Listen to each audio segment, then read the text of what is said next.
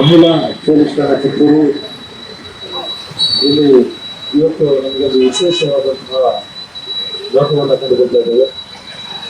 ಅಕ್ಕಪಡೆ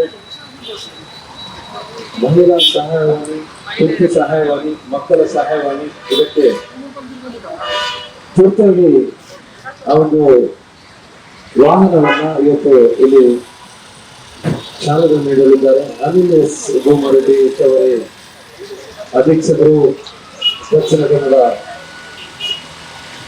police ಹಾಗೆ ಸುನೀಲ್ ಕುಮಾರ್ ನಿರೀಕ್ಷಕರು, ಮಹಿಳಾ police ನಿರೀಕ್ಷಕರು Puttur,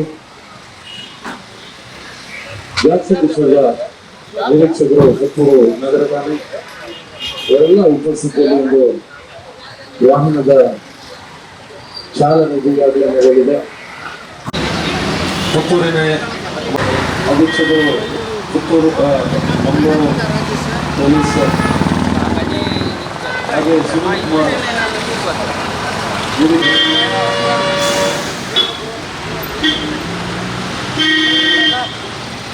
ಈ ಒಂದು ಕಾರ್ಯಕ್ರಮವನ್ನು ಕೇಳ್ಕೊಳ್ತಾ ಇದ್ದೇವೆ. ಮೂಲಕ ಈ ಒಂದು ವಾಹನಕ್ಕೆ ಚಾಲನೆ ನೀಡಿದ್ದಾರೆ. ಆಗಿದೆ ಅಂದ ಮೇಲೆ ನಮ್ಮ ಎಲ್ಲ ಜಿಲ್ಲೆಗಳಲ್ಲೂ ಕೂಡ ಇದು ಯಶಸ್ವಿ ಆಗಬೇಕು, ಮಹಿಳೆಯರಿಗೆ ಮತ್ತು ಮಕ್ಕಳಿಗೆ ಒಂದು ರಕ್ಷಣೆ ಸಿಗಬೇಕು ಈ ಪ್ರತ್ಯೇಕ ಪಡೆಯಿಂದ ಅಂತ ಅದನ್ನು ಮನಗಂಡು ಈ ಅಕ್ಕ ಪಡೆಯನ್ನು ರಚನೆ ಮಾಡಿ 31 ಜಿಲ್ಲೆಯಾದ್ಯಂತ ಕೂಡ ಅದನ್ನು ವಿಸ್ತರಣೆ ಮಾಡಿದ್ದಾರೆ. ಮೊನ್ನೆ ತಾನೇ ಪೊಲೀಸ್ ಅಧೀಕ್ಷಕರು ಈ ಜಿಲ್ಲೆಯಲ್ಲಿ, ದಕ್ಷಿಣ ಕನ್ನಡ ಜಿಲ್ಲೆಯಲ್ಲಿ ಇದಕ್ಕೆ ನಮ್ಮ DPOದಲ್ಲಿ ದಕ್ಷಿಣ ಕನ್ನಡ ಜಿಲ್ಲಾ ಪೊಲೀಸ್ ಕಚೇರಿಯಲ್ಲಿ ಒಂದು ಚಾಲನೆ ಕೊಟ್ಟಿದ್ದಾರೆ. ತಮಗೆಲ್ಲ ಗೊತ್ತಿರೋ ಹಾಗೆ ದಕ್ಷಿಣ ಕನ್ನಡ ಜಿಲ್ಲೆಯ ಸೆಂಟ್ರಲ್ ಪ್ಲೇಸ್, ನಮ್ಮ ಕೇಂದ್ರ ಸ್ಥಾನ ಅಂದರೂ ತಪ್ಪಾಗಲಿಕ್ಕಿಲ್ಲ, ಅದು ಪುತ್ತೂರು ಇರೋದರಿಂದ ಪುತ್ತೂರಲ್ಲಿ ಇವತ್ತು ಅದಕ್ಕೆ ನಾವು ಅಧಿಕೃತವಾಗಿ ಚಾಲನೆ ಕೊಡ್ತಾ ಇದ್ದೀವಿ. ಅದರ ಜೊತೆಗೆ ಒಂದು ವಾಹನವನ್ನು ಮಹಿಳಾ ಮತ್ತು ಮಕ್ಕಳ ಕಲ್ಯಾಣ ಇಲಾಖೆಯಿಂದ, ಸರ್ಕಾರದ ವತಿಯಿಂದ ಒಂದು ವಾಹನವನ್ನು 31 ಜಿಲ್ಲೆಗಳಿಗೂ ಕೊಟ್ಟಿದ್ದಾರೆ. ಅದೇ ರೀತಿ ನಮ್ಮ ಜಿಲ್ಲೆಗೂ ಕೂಡ ಕೊಟ್ಟಿದ್ದಾರೆ. ಅದರ ಜೊತೆಯಲ್ಲಿ ಇಲ್ಲಿ ನಿಮಗೆ ಕಾಣ್ತಕ್ಕಂಥ 4 ಜನ ಮಹಿಳಾ ಹೋಮ್ ಗಾರ್ಡ್ಸ್ ಇರ್ತಾರೆ. ಅವ್ರ ಜೊತೆಗೆ ನಮ್ಮ ಸ್ಥಳೀಯ ಪೊಲೀಸರು ಕೂಡ ನಾವು ಅಟ್ಯಾಚ್ ಮಾಡಿರ್ತೀವಿ. ಅವರು ನಾವು ಪಟ್ಟಿ ಮಾಡಿರ್ತಕ್ಕಂಥ ಎಲ್ಲ ಸ್ಥಳಗಳು, ಶಾಲಾ ಕಾಲೇಜುಗಳು ಇರ್ಬೋದು, ಬಸ್ ಸ್ಟ್ಯಾಂಡ್ ಇರ್ಬೋದು, ರೈಲ್ವೆ ಸ್ಟೇಷನ್ ಇರ್ಬೋದು, ಪಾರ್ಕ್ಗಳಿರ್ಬೋದು, ಎಲ್ಲಿ ಜನಸಂದಣಿ ಇರುತ್ತೆ, ಎಲ್ಲಿ ಮಹಿಳೆಯರಿಗೆ ಅಥವಾ ಮಕ್ಕಳಿಗೆ ತೊಂದರೆ ಆಗ್ತಕ್ಕಂಥ ಸನ್ನಿವೇಶಗಳಿದ್ದಾವೆ, ಚುಡಾಯಿಸುವಂಥದ್ದಿಂದ ಹಿಡಿದು ಬೇರೆ ಬೇರೆ ದೌರ್ಜನ್ಯಗಳು ಆದಂಥ ಸ್ಥಳಗಳನ್ನು ನಾವು ಪಟ್ಟಿ ಮಾಡಿ ಈ ಪಡೆಯನ್ನು ಅಲ್ಲಿ ಗಸ್ತಿಗೆ ನಾವು ಕಳಿಸ್ತೀವಿ. ಅಲ್ಲಿ ಹೋದಂಥ ಸಂದರ್ಭದಲ್ಲಿ ಅವರು ನಿಗಾವಣೆ ಮಾಡುವಂಥದ್ದು, ಯಾರಾದರೂ ಉಲ್ಲಂಘನೆ ಮಾಡಿದರೆ ಅವ್ರ ಮೇಲೆ ಕ್ರಮ ಕೈಗೊಳ್ಳುವಂಥದ್ದು, ಮತ್ತು ಏನಾದರೂ ತೊಂದರೆ ಆದರೆ ನೀವು ಕರೆ ಮಾಡಿದರೆ ಅಂದರೆ ಮಹಿಳಾ ಪೊಲೀಸ್ ಠಾಣೆಯಲ್ಲೇ ಇದನ್ನು ಇರಿಸಲಾಗಿರುತ್ತೆ. ಮುಂಬರೋ ದಿವಸದಲ್ಲಿ ಇಲ್ಲಿಂದನೇ ಅದು ಫಂಕ್ಷನ್ ಮಾಡೋದರಿಂದ ಏನಾದರೂ ಕರೆ ಬಂದರೆ ಕೂಡ ಅವರು ಅಟೆಂಡ್ ಮಾಡ್ತಾರೆ, ಎಲ್ಲರೂ ಏನೋ ತೊಂದರೆ ಆಗ್ತಾ ಇದೆ ಅಂತ. ಇದು 4 ಜನ ಇದ್ದು ಮೂಲತಃ 2 ಒಂದು ಶಿಫ್ಟಲ್ಲಿ ಕೆಲಸ ಮಾಡ್ತದೆ. ಒಂದು ಬೆಳಗ್ಗೆ 7ರಿಂದ ಮಧ್ಯಾಹ್ನ 2 ಗಂಟೆವರೆಗೆ, ಮತ್ತು ಇನ್ನೊಂದು ಶಿಫ್ಟು ಮಧ್ಯಾಹ್ನ 2ರಿಂದ ರಾತ್ರಿ 8 ಗಂಟೆವರೆಗೆ ಕೆಲಸ ಮಾಡ್ತದೆ.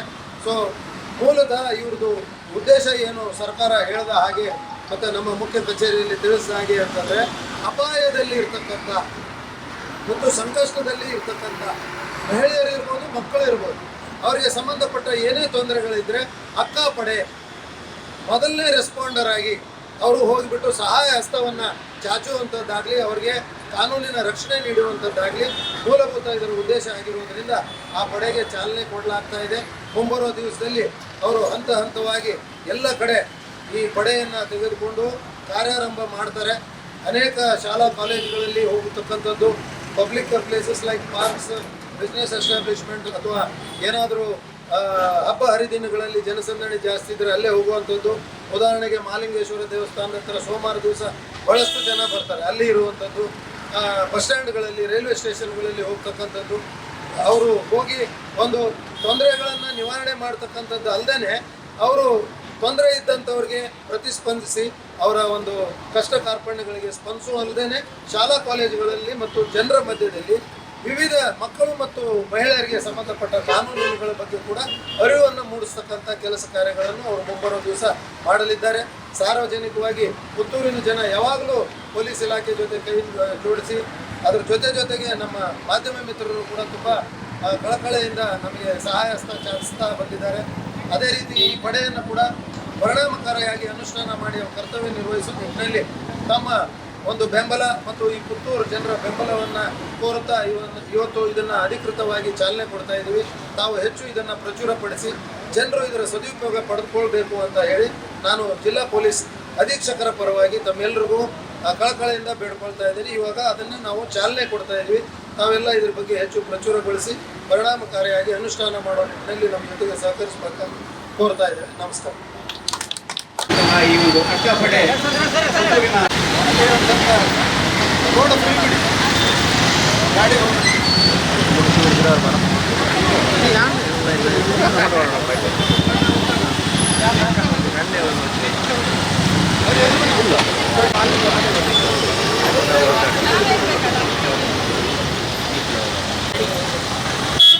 ಎಡಿಷನಲ್ SP ಆಗಿರುವಂತಹ ಶ್ರೀಯುತ ಅನಿಲ್ ಎಸ್ ಭೂಮಾರೆಡ್ಡಿ ಅವರು ಇದಕ್ಕೆ ಹಸಿರು ನಿಶಾನೆ ತೋರಿಸುವ ಮೂಲಕ ಚಾಲನೆಯನ್ನು ನೀಡಿದ್ದಾರೆ.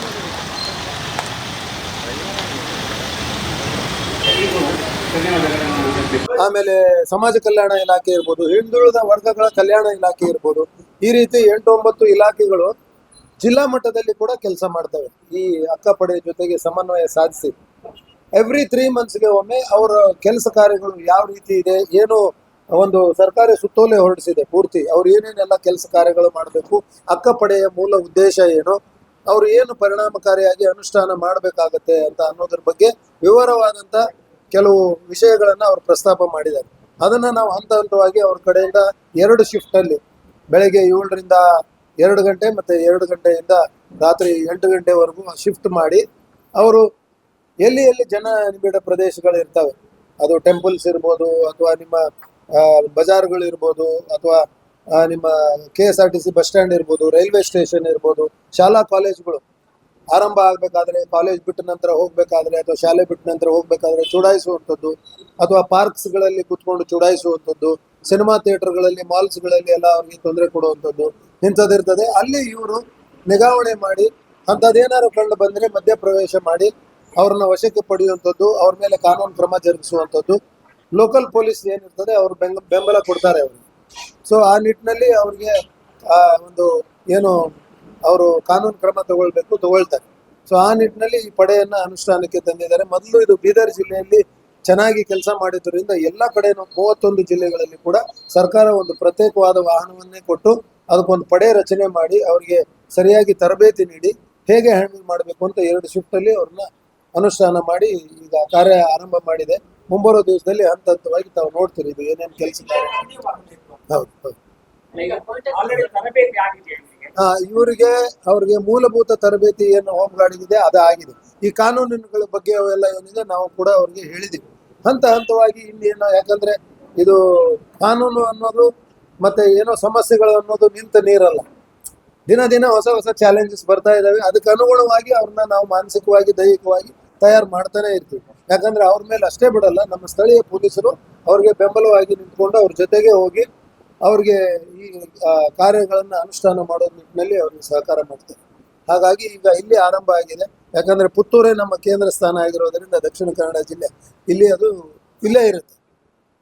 ವಿಮೆನ್ ಪೊಲೀಸ್ ಸ್ಟೇಷನ್ ಅಲ್ಲೇ ಆ ಘಟಕ ಇರುತ್ತೆ. ಇಲ್ಲಿಂದನೇ ಅವ್ರ ಕೆಲಸ ಆರಂಭ, ಇಲ್ಲಿಂದನೇ ಅಂತ್ಯ ಆಗೋದು ಪ್ರತಿನಿತ್ಯ.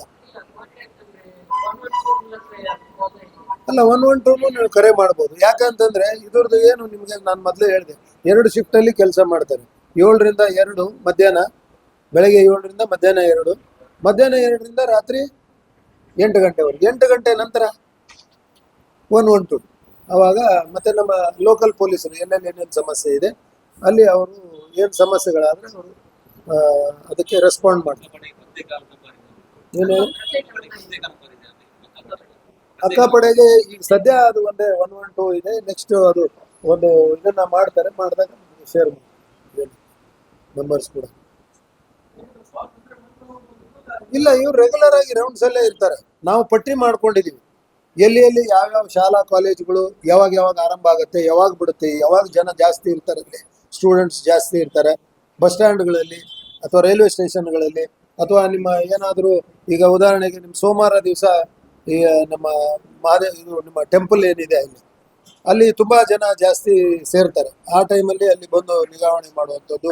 ರೈಲ್ವೆ ಸ್ಟೇಷನ್ಗಳಲ್ಲಿ ನೆಗ್ಲೆಕ್ಟೆಡ್ ಚಿಲ್ಡ್ರನ್ ಇರ್ತಾರೆ, ಮಕ್ಕಳು ನೋಡ್ಕೊಳಕ್ಕಾಗದೆ ಸುಮ್ಮನೆ ಅವರು ರಸ್ತೆ ಮೇಲೆ ಬಿಟ್ಬಿಟ್ಟಿರ್ತಾರೆ. ಅವ್ರು ಭಿಕ್ಷಾಟನೆ ಮಾಡ್ಕೊಂಡು ಬೇರೆ ಬೇರೆ ಕಾನೂನು ಬಾಹಿರ ಚಟುವಟಿಕೆಗಳಲ್ಲಿ ತೊಡಗ್ತಕ್ಕಂಥದ್ದು ಅಂಥವ್ರು ಇವ್ರು ಕಂಡು ಬಂದರೂ ಕೂಡ ಇವ್ರಿಗೆ ತಿಳಿಸ್ಬೋದು. ಅವರು ಸಂಬಂಧಪಟ್ಟ ಇಲಾಖೆಗಳು ಏನಿದ್ದಾರೆ ಅವರು ಕೂಡ ಬಂದಿದ್ದಾರೆ. ಅವರು ಅದನ್ನ ಗಣನೆಗೆ ತೆಗೆದುಕೊಂಡು ಪೇರೆಂಟ್ಸ್ಗೆ ಕರೆಸಿ ಅವ್ರಿಗೆ ಸರಿಯಾಗಿ ಕೌನ್ಸೆಲಿಂಗ್ ಎಲ್ಲ ಮಾಡಿ ಅವರು ಜವಾಬ್ದಾರಿ ತಗೊಳಕ್ ಸಾಧ್ಯ ಆದರೆ ತಗೊಳ್ಳುವಂಥದ್ದು, ತಗೊಳ್ಳಿಲ್ಲ ಅಂದ್ರೆ ಸ್ವೀಕೃತಿ ಕೇಂದ್ರಗಳಲ್ಲಿ ಅವ್ರನ್ನ ದಾಖಲು ಮಾಡುವಂಥದ್ದು. ಹೀಗೆ ಅನೇಕ ಇಲಾಖೆಗಳಿದ್ದಾವೆ ಇದನ್ನ ಕಾರ್ಯಪಡೆಯನ್ನ ಯಶಸ್ವಿ ಮಾಡೋದಕ್ಕೋಸ್ಕರ. ಅವರೆಲ್ಲ ಕೂಡ ಇದರಲ್ಲಿ ಜಾಯಿಂಟ್ ಆಗಿ ಸಮನ್ವಯ ಸಾಧಿಸಿ ಯಶಸ್ವಿಗೊಳಿಸ್ತಕ್ಕಂಥದ್ದು ಕೆಲಸ. ಹೌದು ಹೌದು, ಜಿಲ್ಲೆಗೇನೆ ಮಾಡಬೇಕು. ಈಗ ಆರಂಭ ಇಲ್ಲಿ ಮಾಡಿದೀವಿ, ಹಂತ ಹಂತವಾಗಿ ಬೆಳ್ತಂಗಡಿ ಇರ್ಬೋದು, ಮತ್ತೆ ಇನ್ನೊಂದು ನಮ್ಮ ಬಂಟ್ವಾಳದಲ್ಲಿ ಇರ್ಬೋದು, ಅಲ್ಲಿ ಅವಶ್ಯಕತೆಗೆ ಅನುಗುಣವಾಗಿ ಇವರು ವಿಸ್ತರಣೆ ಮಾಡ್ತಾ ಹೋಗಿ. ಇಲ್ಲ, ಈಗ ಸದ್ಯ ಒಂದೊಂದು ಕೊಟ್ಟಿದ್ದಾರೆ. 31 ಜಿಲ್ಲೆಗಳಿಗೆ 31 ಇಂಥ ವಾಹನ ಮತ್ತು 31 ಪಡೆ ರಚನೆ ಆಗಿದೆ. ಈ ಜಿಲ್ಲೆಯಲ್ಲಿ ಒಂದಿರೋದು ಪಾಂಡೇಶ್ವರ, ಅದು ಕಮಿಷನರೇಟ್ಗೆ ಬಂತು. ಸೊ ಕಮಿಷನರೇಟ್ ಬೇರೆ, ನಮ್ದು ದಕ್ಷಿಣ ಕನ್ನಡ ಜಿಲ್ಲೆ ಗ್ರಾಮೀಣ ಪ್ರದೇಶ ಇದು ಬೇರೆ. ಅದು ಎಲ್ಲನೂ ಅವ್ರು ಮಾಡ್ತಾರೆ.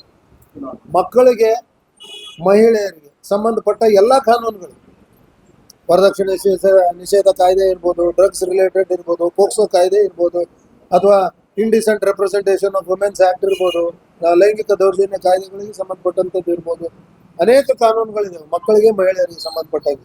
ಅದನ್ನೆಲ್ಲ ಅವರು ತಿಳ್ಕೊಂಡು ಅದನ್ನ ಯಾವಾಗ ಟೈಮ್ ಸಿಗ್ತದೆ ಶಾಲಾ ಕಾಲೇಜುಗಳಿಗೆ ಅಥವಾ ಜನರಿಗೆ ಆ ಕಾನೂನುಗಳ ಬಗ್ಗೆ ಕೂಡ ಅರಿವನ್ನು ಮೂಡಿಸ್ತಕ್ಕಂಥದ್ದು. ನಮ್ಮ ಪೊಲೀಸರು ಹೋಗ್ತಾರೆ ಅವ್ರ ಜೊತೆಗೆ ಜಾಗೃತಿ ಮೂಡಿಸ್ತಕ್ಕಂಥ ಒಂದು ಸನ್ನಿವೇಶದಲ್ಲಿ.